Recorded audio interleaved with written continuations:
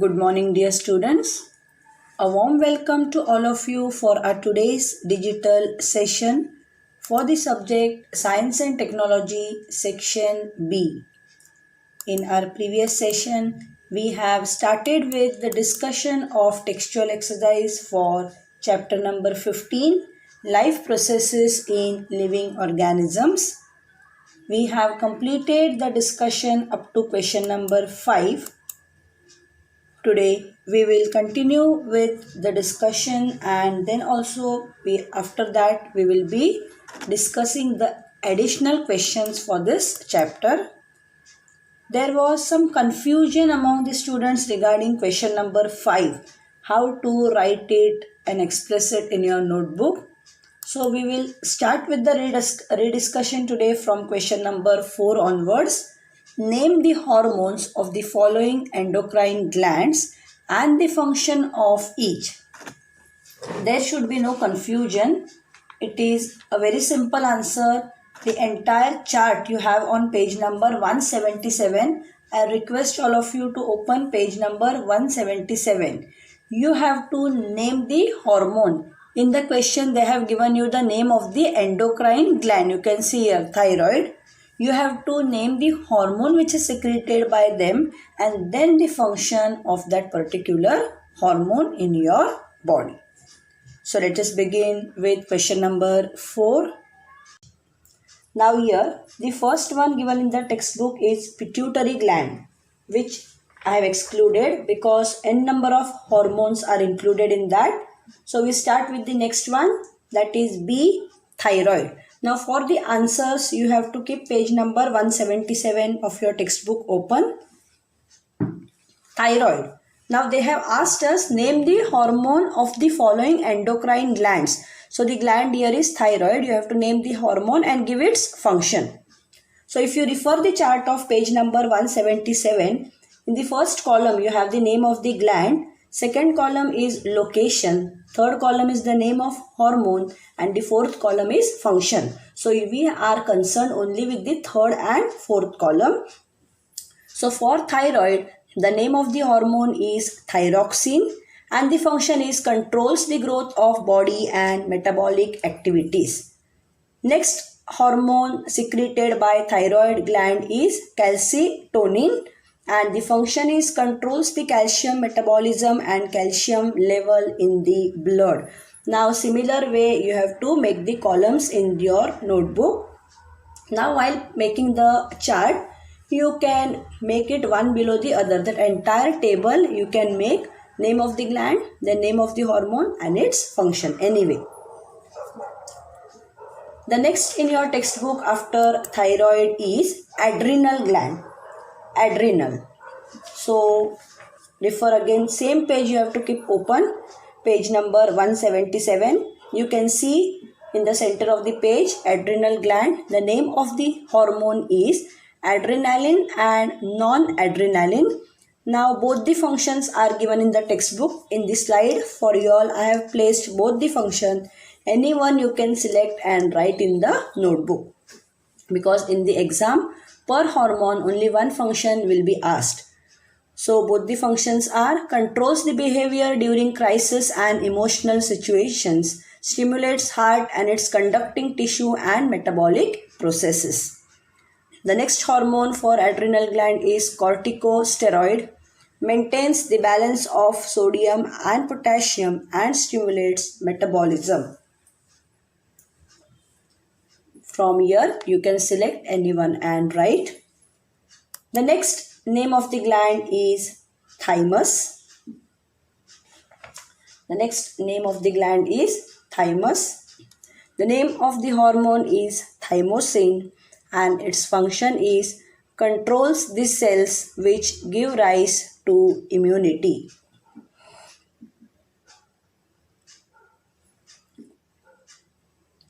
The name of the next gland is testis. Testis.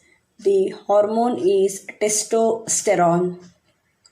Function is stimulates the growth of secondary sexual characteristics like beard, mustache, hoarse voice, etc. in men. And the last hormone to complete question number 4 is the name of the gland, ovary. Two hormones are secreted. One is estrogen and the other is progesterone. So for estrogen again two functions are given as I have told you for the previous one. You can select any one and write over here. The functions given are stimulates the growth of endometrium, stimulates the growth of secondary sexual characteristics in women. For progesterone, the function is prepares the endometrium for conception and maintains the pregnancy. So you can see the name of the hormone and the function is given on page number 177. We will go through all the slides once again. I will keep the slides open for you. Just if you have missed out with anything, you can go through it. First one is thyroid, name of the hormone thyroxine, calcitonin and its function. Next is adrenal gland, hormone is adrenaline and non-adrenaline, corticosteroid and their functions. Thymus, hormone is thymosin. Testis, hormone is testosterone. For ovary, the name of the hormone is estrogen and progesterone and their respective functions. So with this, we complete with question number 4. As I have told you, the first pituitary gland you do not have to write. Question number 5 is the question of drawing neat labeled diagrams. I will give you the diagram figure number and the page number. Along with proper labels, you have to compulsorily draw it in your notebook. So question number 5, draw and label the diagrams. Draw and label the diagrams. The first one, human endocrine glands. You have the diagram in your textbook on page number 176, figure 15.17. Is the diagram of endocrine glands. You have to label most of the glands as far as possible. About the adrenal glands, ovary, testis, at least 5 to 6 glands you have to label it properly. Actually, you have to label all the glands. Now there are very few chances that such diagrams will be asked to be drawn in the exam. Here you have to prepare in such a way that this diagram will be given to you and here there will be blocks. You have to, and the numbers will be given 1, 2, 3 or ABC. You have to just label it properly.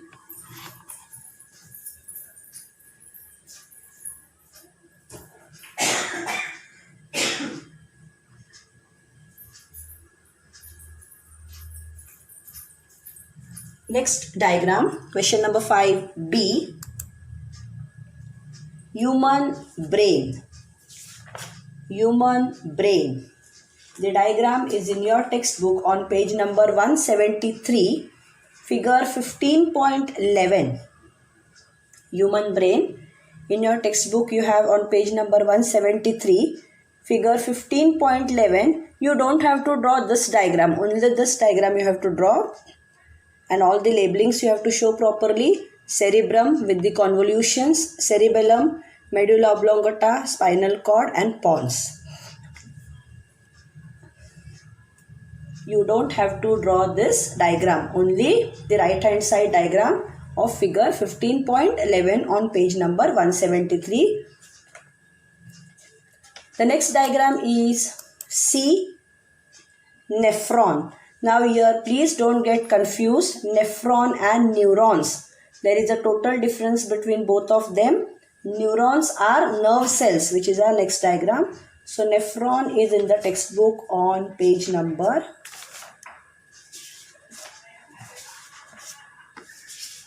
167, figure 15.7. Page number 167, 15.7 is the diagram of nephron. Here certain labelings only you have to do. One is the Bowman's capsule, one is glomerulus, one is the collecting duct, medulla, kidney and to the ureter. This much labels only you have to do it. Next now is diagram number 4. Here it is now nerve cell. So diagram is in your textbook on page number 171, figure 15.11.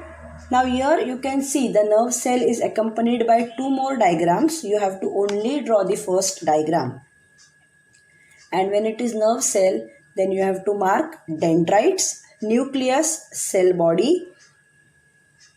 Here it is axon and axon terminal. No need of labeling this Schwann cell, node of Ranvier and all. Only first one, dendrites, nucleus, cell body, axon terminal and axon. These 5 labels are enough, and do not draw these diagrams. The next diagram is the last diagram to complete question number 5. Human excretory system. In the textbook, you have this diagram on page number 167, figure 15.6. 167, figure 15.6. You can see the human excretory system along with this diagram of kidney. You have to only draw this left hand side diagram, and no need of all the labels.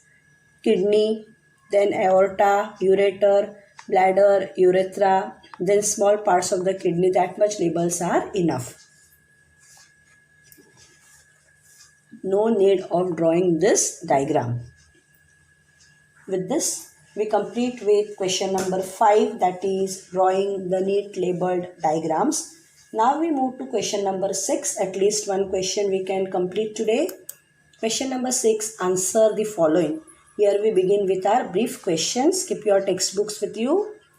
The first question is, explain chemical coordination in humans and give the names and functions of some of the hormones. Now, here in the notebook, I will make you write only the first part of the question, that is explain chemical coordination in humans. The names and functions of the hormones you need not write again, because already in question number 4, just now, today also we have discussed, we have already labeled the, written the names of the hormones and their functions.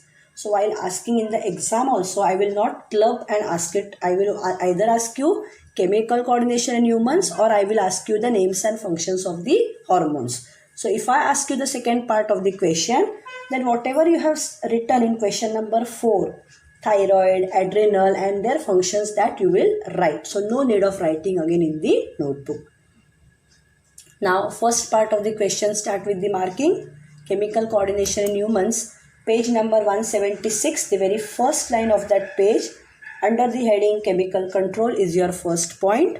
Control and coordination in humans is brought about with the help of certain chemical substances called hormones. Second point, continue marking. Hormones are secreted by endocrine glands, also called ductless glands. Point number 3, as soon as hormones are produced, they are directly released into the blood circulation, hence the secretions reach all the parts of the body via blood. Here you have to little bit modify the point from the textbook. Point number 4, continue marking. Endocrine glands along with the nervous system are responsible for the control and coordination in our body. Point number 5, continue marking. This is not point number 5, point number 4 is continued. These two systems help each other to control and integrate the various activities of the body. Point number 5, a marked difference between these two systems is that nerve impulses are fast but short-lived, whereas the action of hormones is very slow but long-lasting. Point number 6, it is very important that hormones are secreted only in the required quantity, and there is a special mechanism which controls the quantity and timing of hormone secretion. Now this point we will support with an example.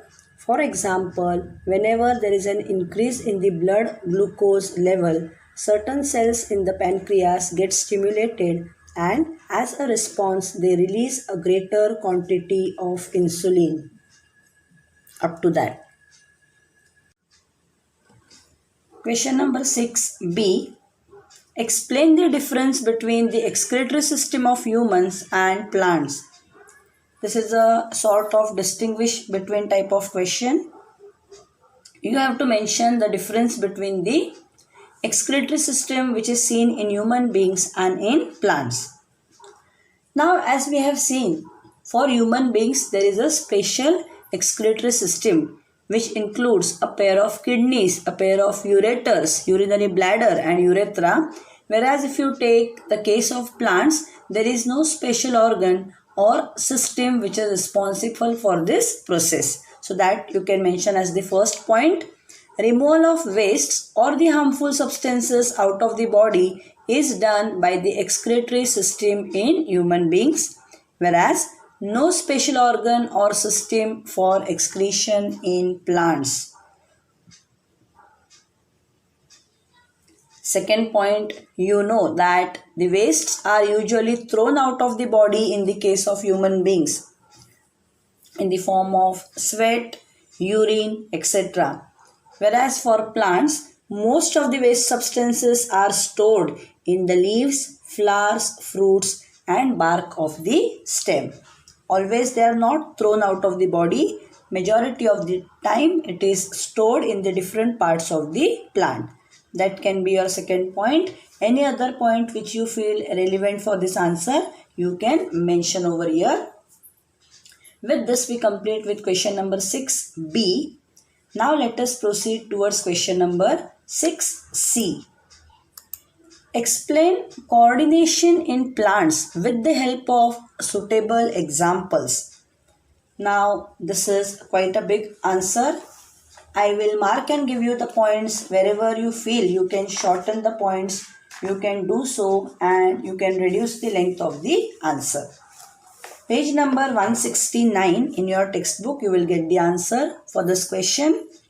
Explain coordination in plants with the help of suitable examples. Page number 169. Very first paragraph, second line you will get point number 1. In plants, movements are mainly in the form of responses given to the stimuli. Now here when the question is explain coordination in plants, you have to mention about the different movements which is shown by the plants in response to different stimuli, and then you have to mention about the growth relevant and growth irrelevant movements. Second point, plants show two types of movement, growth relevant movements and growth irrelevant movements. This point you have to add in the textbook somewhere. Point number 3, continue marking now. Movement or growth of any part of the plant in response to an external stimulus is called tropism or tropic movement. Now, slight change here you have to make now. Now, the 3-4 movements which are given, phototropic, gravitropic, they all are growth relevant movements. So, an example. So, you will just place over here examples of growth relevant movements are as follows, and then you can continue marking point wise in the textbook. The shoot system of any plant responds to the light stimulus, that is it grows towards the source of light. The movement shown by plants towards the source of light is called phototropic movement. That is your point number 4. Point number 5, continue marking. The root system of plants responds to stimulus like gravitation and water. These responses are gravitropic movement and hydrotropic movement respectively. Next point also continue marking. Movement shown by plants in response to specific chemicals is called chemotropic movement. For example, the growth of the pollen tube towards the ovule. For point number 7, turn your page and move to page number 170. 2 paragraphs. In the beginning you have 2 paragraphs. Refer the 4th last line of the 2nd paragraph. As a response to changes in the surroundings, plant hormones bring about various movements in plants. Now, examples of growth irrelevant movements are as follows. Previously, you have mentioned growth relevant movement. Now, you are going to express the different examples of growth irrelevant movements are as follows. Leaflets of Touch Me Not mimosa plant close on touch. The lotus flower opens during the daytime while that of the tuberose opens at night. You will get these examples in the green block on page number 170.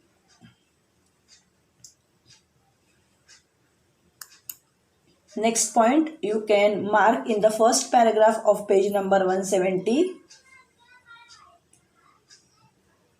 Seventh line. First paragraph of page number 170, seventh line. Plants use electrochemical impulses for transfer of information from one place to another. Plants change their shape by increasing or decreasing their water content and thereby bring about the movements of plants. Now, when the question is explain the coordination in plants, then you have to express both the types of movements, that is growth irrelevant, growth relevant, along with examples wherever possible. With this, we complete with the discussion of question number 6. Now let us proceed towards the next question. Question number 7. Explain in your own words with suitable examples. Here also many questions, direct answers are given in the textbooks. As it is section B, you know lengthy answers are there in section B. Wherever possible, I have told you, you can shorten the points. Question number 7a says, what is meant by coordination? In general, you have to write about coordination. So all of you refer page number 168 for the answer. Page number 168 for the answer. You can see the heading in the center of the page, coordination. There starts your point number 1. See, on the top you have about the dialysis procedure, and in the center you can see the heading coordination in pink color. Right below that heading starts your point number 1. Several different organ systems function in multicellular organisms. Point number 2. Their life goes on smoothly if there is coordination between the different organ systems or organs and the stimuli in the surrounding. Point number 3. Systematic regulation of different processes can be called control, and bringing about the different processes in the proper sequence can be called coordination. This is very important, so underline this line because it is directly related to the main theme of the question. What is meant by coordination? Point number 4, continue marking in the next paragraph. If any activity in the body is to be completed successfully, proper coordination between different systems and organs participating at different steps of that activity is necessary. Next point, continue marking. If there is lack of coordination, there is confusion at any step and the activity may not get completed, there should not be randomness at any step. Point number 6, there needs to be proper coordination between internal activities of the body resulting from various factors like body temperature, water level, enzyme level, etc., or stimuli arising in the surrounding environment. And the last point, proper coordination between various systems of an organism helps to maintain a state of equilibrium called homeostasis, which is necessary for the optimal efficiency of the body. Here we complete with the answer. Now this is general information about coordination. They have asked what is meant by coordination. So if any example you want to write about the coordination between the different organs of your body, you can mention in this answer. So here question number 7a is over. Now we move to the next question, question number 7b. It is also a brief question. How does excretion occur in human beings? all of you refer page number 166 for the answer. You have the answer on page number 166 and 167. So we begin with the marking on page number 166. First paragraph, towards the end, under the heading excretion in human beings, first paragraph. Towards the end of the page, under the heading excretion in human beings, first paragraph, fourth line. Point number 1, removal of harmful wastes from the body is very important, and it is the excretory system that carries out this function. That is your point number 1. See, directly from the word removal you have there your first point. Second point, continue marking, that is the last paragraph of that page is your second point. The human excretory system consists of a pair of kidneys, a pair of ureters, the urinary bladder and the urethra. Urine is formed by the kidneys by separating the waste and unwanted excess substances from the blood. That is point number 2. Point number 3, continue marking on page number 167. 167, second line. The functional unit of the kidney that performs the basic function of filtration is called a nephron. Continue marking. You have to leave one line in between, and the third last line of that paragraph is your fourth point. Urea produced in the liver comes into the blood. When the urea containing blood comes into the glomerulus, it is filtered through its capillaries and urea and other similar substances are separated from it. Next paragraph, you start with point number 5. Water molecules and small molecules of some other substances can cross the semi-permeable membrane of the Bowman's capsule. Next point, continue marking. The solution accumulated in the cavity of Bowman's capsule passes into the tubular part of the nephron. Here, molecules of water and some other useful substances are reabsorbed into the blood. Last point, urine is formed from the remaining solution which is full of waste materials. The urine is carried by the ureters and stored in the urinary bladder. And now you have your last point. Afterwards, urine is given out through the urethra. Up to there, you have your process of excretion in human beings. Now next question is, how is excretion in plants useful to human beings? Now you know one of the excretory product of plants is the oxygen which they give out in the process of photosynthesis. So that should be your first point. During photosynthesis, plants give out oxygen by diffusion which is useful to human beings for the process of respiration. Then second point you can directly mark in the textbook, page number 166. Page number 166, under the heading excretion in plants, the last paragraph for that heading. Some waste materials of plants are useful to humans, for example gum, resin, latex of rubber, etc.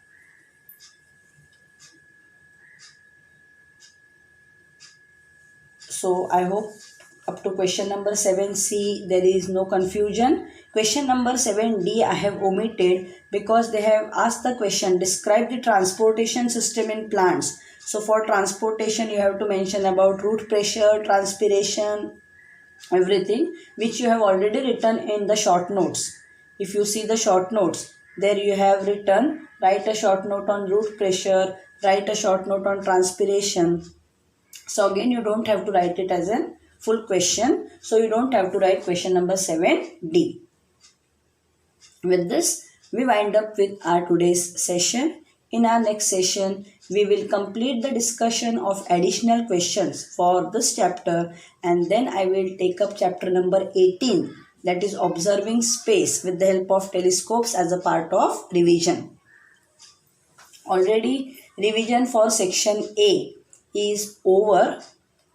after the portion of section A was over, so we have to carry out with the revision for both the chapters of section B, and if time permits we will do the revision of section A also. So be prepared, because there are no activities which I am going to discuss for this chapter, as this chapter is very lengthy. You have n number of diagrams, you have n number of short notes, brief answers. So no activities I will take for chapter number 15. Even reading of this chapter, you can see the length of the chapter. So in our next session, hardly 5 minutes I will require to complete the additional questions, and then I will be revising chapter number 18. So be prepared for the revision. Thank you, dear children.